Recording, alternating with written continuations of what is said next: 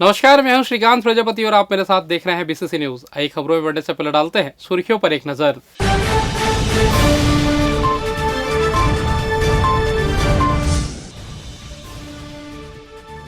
RTE के तहत admission प्रक्रिया, समय सीमा निर्धारित। फिर यात्री गाड़ियों को किया गया रद्द, यातायात हुआ प्रभावित।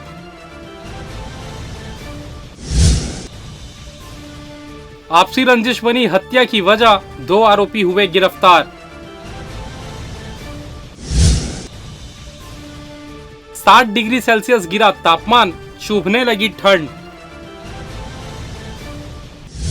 तो ये थी सुर्खी। अब खबरें विस्तार से। लोक शिक्षण संचालनालय के निर्देशानुसार बाल शिक्षा का अधिकार अधिनियम के तहत हर वर्ष की तरह इस वर्ष भी सत्र 2025-26 के लिए प्राइवेट स्कूलों में 25% आरक्षित सीटों के माध्यम से बच्चों को निःशुल्क प्रवेश दिया जाएगा।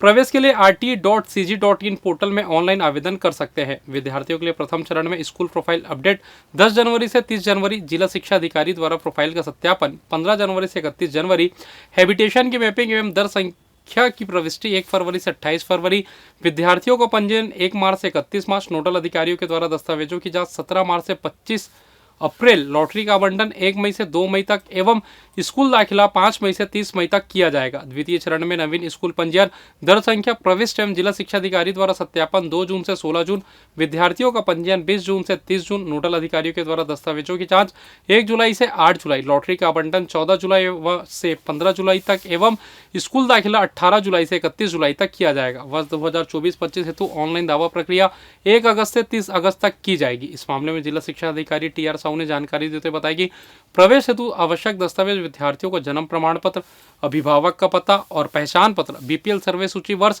2002 या वर्ष 2007-8 या सामाजिक एवं आर्थिक जातिगत जनगणना सर्वे सूची 2011 में नाम हो।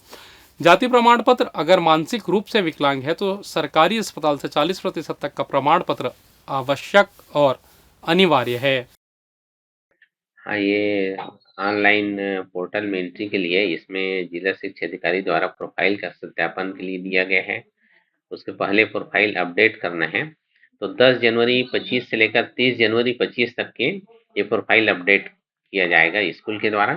जितने भी प्राइवेट स्कूल हैं और आरटी में जितने बच्चे उनके एडमिशन लिए हुए हैं उसका अपडेट करेंगे, फिर उसका सत्यापन करेंगे हमारे कार्यालय द्वारा। 15 जनवरी से ही सत्यापन कार्य शुरू कर देंगे और 31 जनवरी 2025 तक इसको पूर्ण करना है।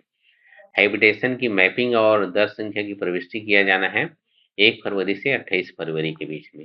हैबिटेशन की मैपिंग इस बार इसलिए जरूरी हो गया है क्योंकि हमारे जिले में निगम क्षेत्र में 70 वार्ड था, जो अभी 77 वार्ड में विभाजित कर दिया गया है। तो जो स्कूल चेंज हो रहा है कि कौन से वार्ड में जा रहा है, तो उसके आधार पर ये मैपिंग किया जाता है। ये कार्य किया जाएगा। छात्र पंजीयन का कार्य किया जाएगा, उनसे प्राप्त आवेदन है उसके आधार पर पंजीकृत करेंगे उनको 1 मार्च से 31 मार्च तक। नोडल अधिकारियों के द्वारा दस्तावेज की सत्यापन किया जाएगा, जांच करेंगे उसको जो ऑनलाइन भरे हैं और उसका ऑफलाइन मंगाएंगे आवेदन, उसको दोनों को मिलाकर देखेंगे।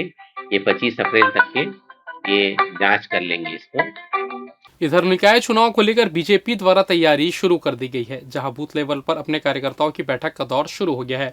इसी कड़ी में बीजेपी के उपाध्यक्ष तिलक साहू सहित महामंत्री जित्तू साहू के नेतृत्व में मोपका के वार्ड क्रमांक 47 और 48 के बूथ स्तर की बैठक आयोजित की गई। शुक्रवार को नवनियुक्त मंडल अध्यक्ष पवन कश्यप की गरिमामयी उपस्थिति में दोनों ही बूथ की बैठक संपन्न हुई, जहां मोपका क्षेत्र के बूथ प्रभारी सहित सक्रिय कार्यकर्ताओं से वार्डों के मौजूदा हालात को मंडल अध्यक्ष सहित अन्य पदाधिकारियों से साझा किया गया।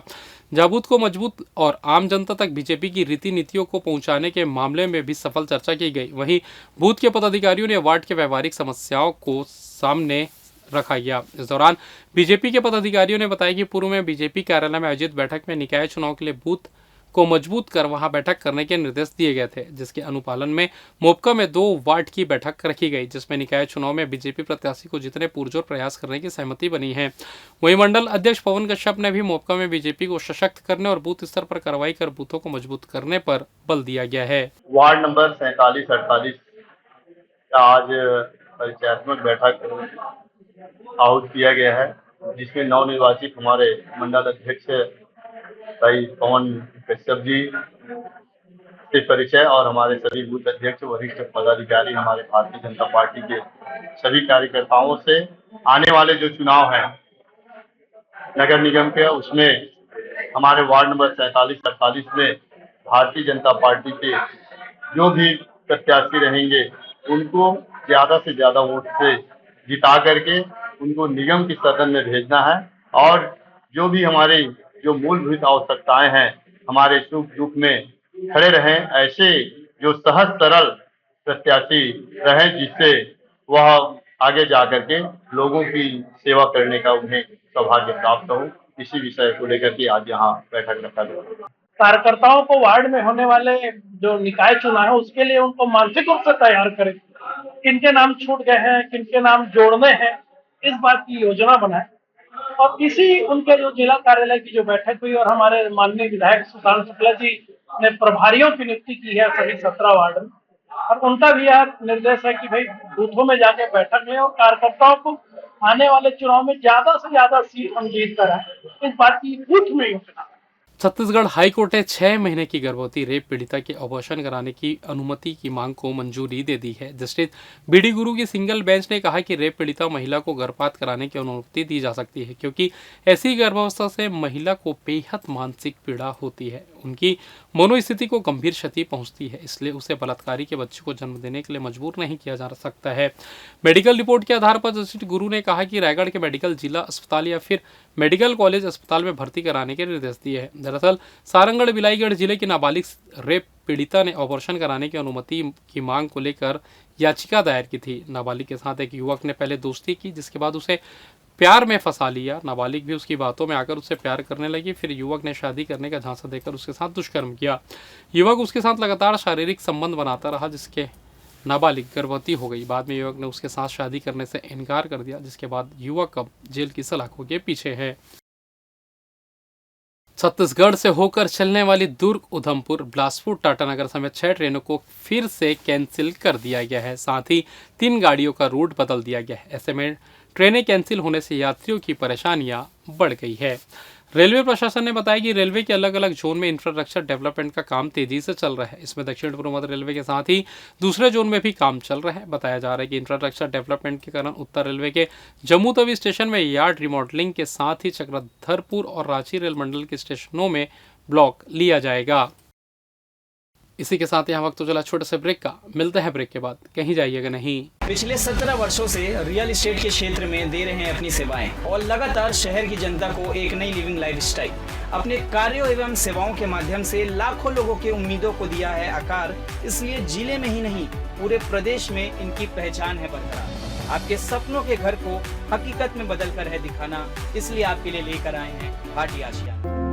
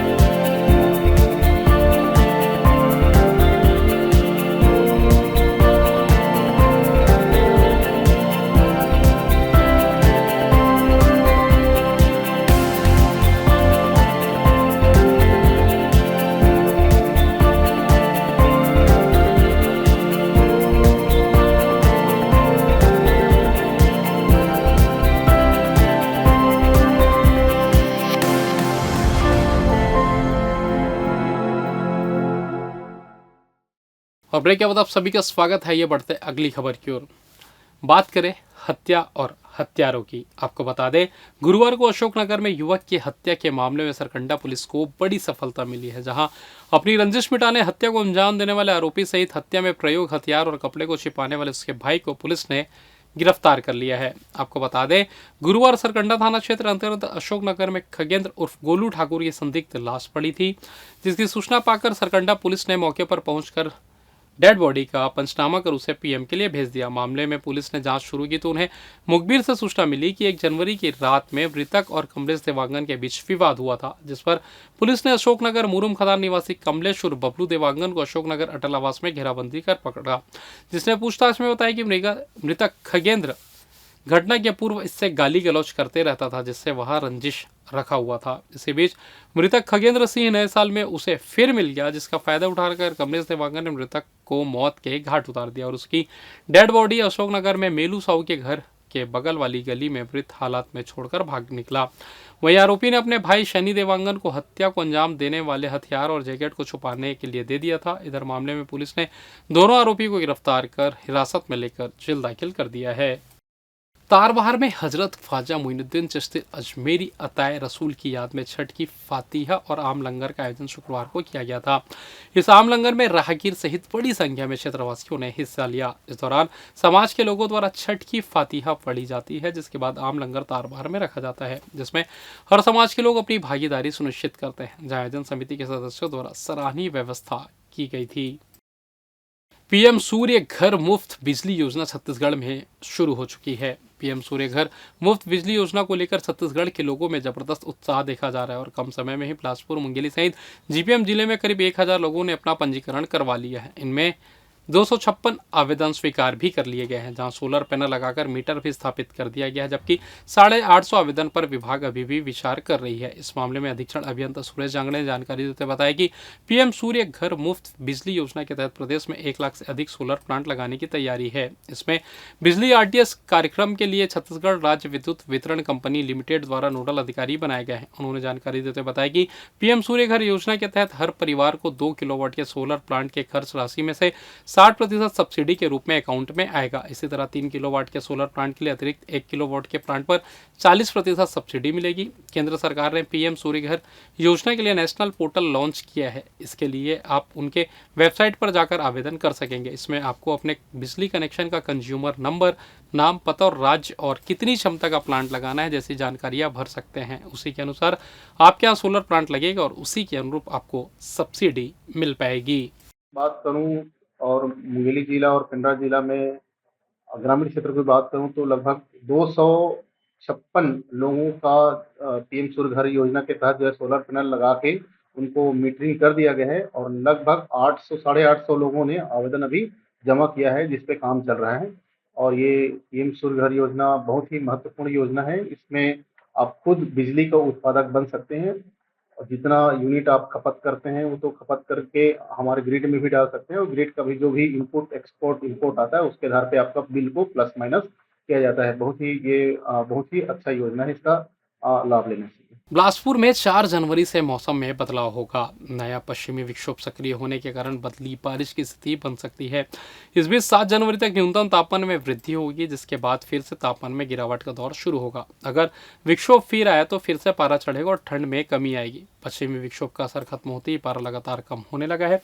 रात के साथ ही दिन में भी ठंड महसूस होने लगी है। साल के पहले दिन अधिकतम तापमान 25 डिग्री सेल्सियस पर आ गया था, जबकि न्यूनतम तापमान 13.7 डिग्री सेल्सियस रहा। इसके चलते रात में कड़ाके की ठंड शुरू हो गई। मौसम वैज्ञानिक HP चंद्रा के अनुसार अभी उत्तर भारत से ठंडी हवाओं का आगमन हो रहा है, जिसके कारण तापमान में गिरावट दर्ज की जा रही है। गुरुवार की तरह शुक्रवार को भी न्यूनतम तापमान में गिरावट होगी। पश्चिमी विक्षोभ के असर से 4 जनवरी को न्यूनतम तापमान में वृद्धि होने का अनुमान है। और फिलहाल इस बुलेटिन में बस इतना ही। मुझे दीजिए इजाजत, फिर होगी आपसे मुलाकात। तब तक देखते रहिए BCC न्यूज़। नमस्कार।